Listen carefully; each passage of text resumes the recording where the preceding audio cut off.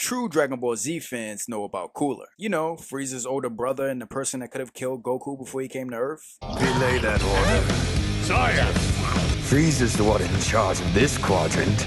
Let him clean up his own mess. Cooler was introduced after Frieza was killed to exact his revenge on Goku for what he did to his brother. I don't know who this Saiyan thinks he is, but no one attacks our family and lives. No one! But Cooler was never truly canonized like Broly. I'm your boy Joshua Freeman, and today I'm going to break down why Cooler is the best non-canon villain in Dragon Ball Z.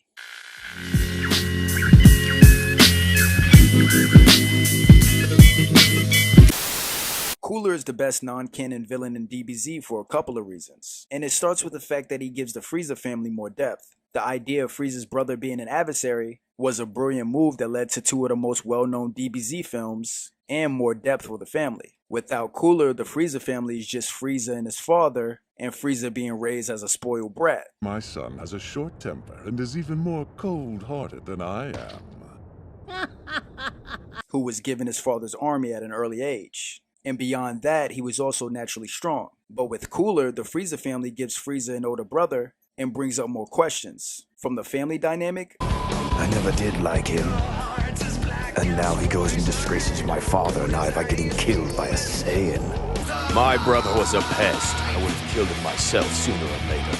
to more of Cooler's upbringing and backstory apart from Frieza's. First, is Cooler stronger than Frieza, or is Frieza stronger than Cooler? It's believed to be that Cooler is stronger with his final form. Yes, time to die! Of course, before Frieza ascended himself, simply because Cooler said, He was always trying to beat me, trying to prove that he was the best, and he definitely had the edge.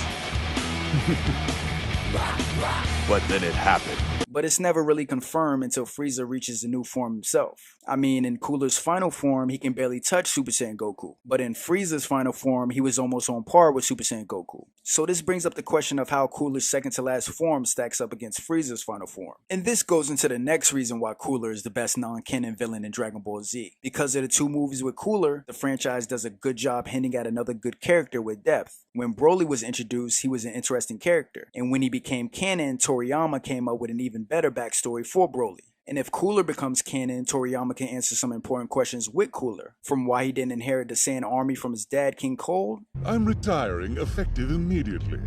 From this moment on, Frieza will be your commander. And also why he was away from the family. Not to mention his men that he came to Earth with and their backstory. It happened, my lord. This Saiyan has been living on Earth. I mean, for all we know, they could be Ginyu Force rejects. So who are you guys anyway? We are Cooler's Armored Squadron!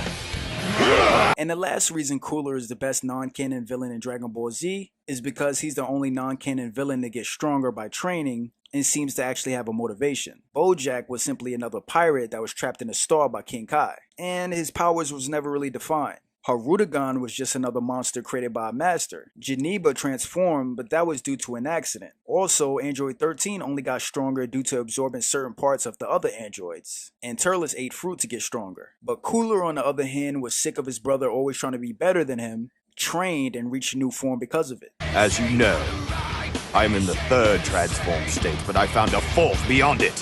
What? And this backstory adds depth to the character, as he can be more than just another throwaway villain in the Dragon Ball Z franchise. Mainly because his non-canon story hints at a strenuous relationship with his brother. You got a lot to learn, brother. And that alone is worth exploring. So in all, Cooler is the best non-canon villain in Dragon Ball Z because he gives the Frieza family more depth, the fact that him becoming canon would create an even better backstory for him, and the fact that he got stronger and reached a new form through certain motivation, unlike the other non-canon Dragon Ball Z villains. So there you guys have it. That's why Cooler is the best non-canon villain in Dragon Ball Z. If you guys enjoyed the video, don't forget to leave a like, and also let me know which video you want to see next. But until then, this is Joshua Freeman. I'm going to see you guys in the next match.